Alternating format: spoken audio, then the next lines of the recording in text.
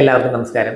ഈ adult acne, അതുപോലെ തന്നെ കഴുത്തിലുള്ള കറുത്ത പാടുകൾ, നമ്മൾ അക്കാന്തോസിസ് എന്നൊക്കെ പറയും, അതുപോലെ തന്നെ വിട്ടുമാറാത്ത താരൻ, ഇങ്ങനെയുള്ള ആളുകൾക്ക് ഏറ്റവും പ്രശ്നമായിട്ട് നിൽക്കുന്ന ഒരു കാര്യമാണ് ഇൻസുലിൻ റെസിസ്റ്റൻസ്. അങ്ങനെയുള്ള ആളുകളുടെ അടുത്ത് ഞാൻ പറയാറുണ്ട്, നിങ്ങൾ ദിവസവും എക്സസൈസ് ചെയ്യുന്നത് വളരെ അത്യാവശ്യമായിട്ടുള്ള ഒരു കാര്യമാണ്.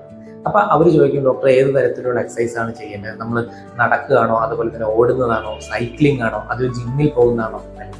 അപ്പോൾ ശരിക്കും പറഞ്ഞാൽ ഏതാണ് നല്ല എക്സസൈസ് എന്ന് പറയുന്നതിന് മുമ്പ് ശരിക്കും ഈ എക്സസൈസ് എന്ന് പറഞ്ഞാൽ എന്താണെന്ന് അറിയണം. അതായത് നമ്മളുടെ ഫിസിക്കൽ ഫിറ്റ്നസ് മെയിൻറ്റെയിൻ ചെയ്യാൻ വേണ്ടിയിട്ട്, നമ്മുടെ ഹെൽത്ത് ഒക്കെ അറ്റൈൻ ചെയ്യാൻ വേണ്ടിയിട്ട് നമ്മൾ പർപ്പസ്ഫുള്ളി ചെയ്യുന്ന ഒരു ഫിസിക്കൽ ആക്ടിവിറ്റിയാണ് എക്സസൈസ്.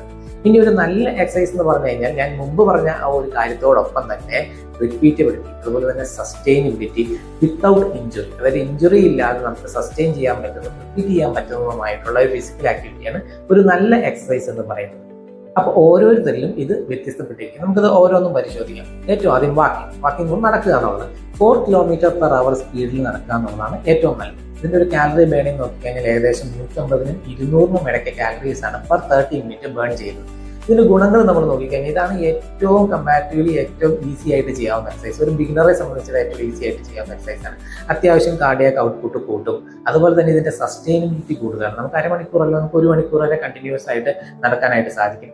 ഇഞ്ചുറി വരാനുള്ള സാധ്യത വളരെ കുറവാണ്. ഇതിന്റെ ദോഷം നോക്കി കഴിഞ്ഞാൽ നമ്മൾ നേരത്തെ പറഞ്ഞ പോലെ തന്നെ കാലറി ബേണിംഗ് വളരെ കുറവാണ്.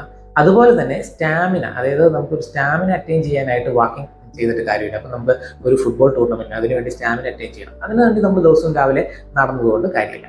രണ്ടാമത്തത് റണ്ണിങ്, അതായത് ഓടുക എന്നുള്ളത്.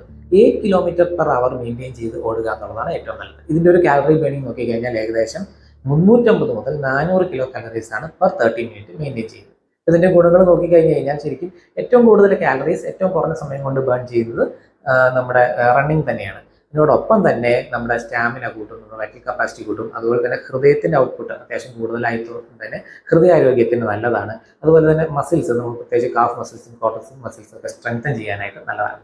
പക്ഷേ ഇതിന്റെ നെഗറ്റീവ്സ് നമ്മൾ നോക്കിക്കഴിഞ്ഞ് കഴിഞ്ഞാൽ ഇഞ്ചുറീസ് വരാനായിട്ടുള്ള സാധ്യത വളരെ കൂടുതലാണ്. അതുപോലെ തന്നെ സസ്റ്റൈനബിലിറ്റി വളരെ കുറവാണ്. നമ്മൾ അരമണിക്കൂർ കണ്ടിന്യൂസ് ഓടുക എന്ന് പറയുന്നത് അത്ര പ്രാക്ടിക്കൽ ആയിട്ട് കാര്യമില്ല. അത്യാവശ്യം നല്ല വൈറ്റൽ കപ്പാസിറ്റി ഉള്ള ആളുകളെ സംബന്ധിച്ചിടത്തോളാണ് പറ്റുള്ളൂ. അതുകൊണ്ട് ഒരു ബിഗിനറെ സംബന്ധിച്ചിടത്തോളം ഒരിക്കലും ഒരു റണ്ണിങ് എന്ന് പറയുന്നത് നമ്മൾ അഡ്വൈസ് ചെയ്യാൻ പറ്റുന്ന കാര്യമല്ല.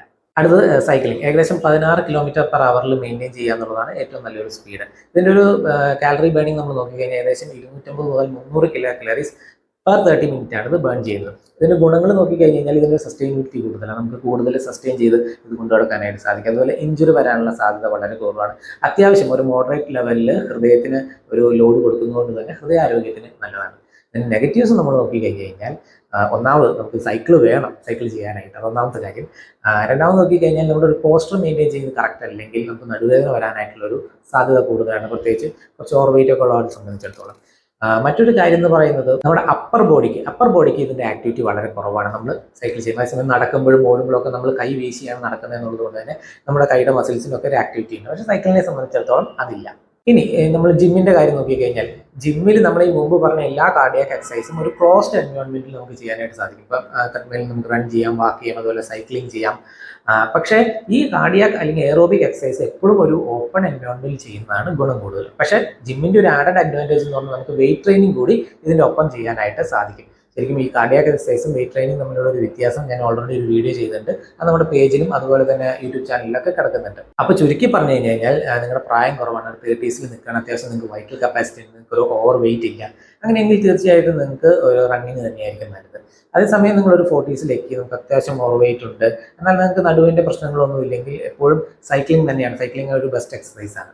അതേസമയം നിങ്ങളൊരു ബിഗിനറാണ്, അത്യാവശ്യം ഏജ്ഡ് ആണ്, നിങ്ങൾക്ക് ഓവർ വെയിറ്റ് ഉണ്ട്, അതേപോലെ തന്നെ നിങ്ങളുടെ എല്ലുകൾക്ക് ബലം കുറയുന്ന ഒരു സമയമാണ്, പ്രത്യേകിച്ച് സ്ത്രീകളെ സംബന്ധിച്ചിടത്തോളം എപ്പോഴും അഡ്വൈസ് ചെയ്യാവുന്നത് വാക്കിംഗ് തന്നെയാണ്. അതുകൊണ്ട് തന്നെ ഞാൻ മിക്കവാറും പേഷ്യൻസിന് സജസ്റ്റ് ചെയ്യുന്നത് വാക്കിംഗ് ആണ്. കാര്യം നമ്മൾ പറഞ്ഞിട്ട് എക്സസൈസ് ചെയ്യാന്ന് പറഞ്ഞാൽ എപ്പോഴും ഒരു ബിഗിനറാണ്. അതുകൊണ്ട് വാക്കിംഗ് തന്നെയാണ് ഞാൻ എപ്പോഴും സജസ്റ്റ് ചെയ്യുന്നത്. പക്ഷെ ശ്രദ്ധിക്കുക, ഒരു 4 km/h സ്പീഡ് മെയിൻറ്റെയിൻ ചെയ്യണം, 1 മണിക്കൂർ നടക്കണം. അങ്ങനെയാണെന്നുണ്ടെങ്കിൽ അത്യാവശ്യം നിങ്ങളുടെ കാലറീസ് ബേൺ ചെയ്യും, നിങ്ങളുടെ ഫിസിക്കൽ ഫിറ്റ്നസ് മെയിൻറ്റെയിൻ ചെയ്യാം, അത്യാവശ്യം ഇൻസുലിൻ റെസിസ്റ്റൻസ് കുറയ്ക്കാനായിട്ടും സാധിക്കും.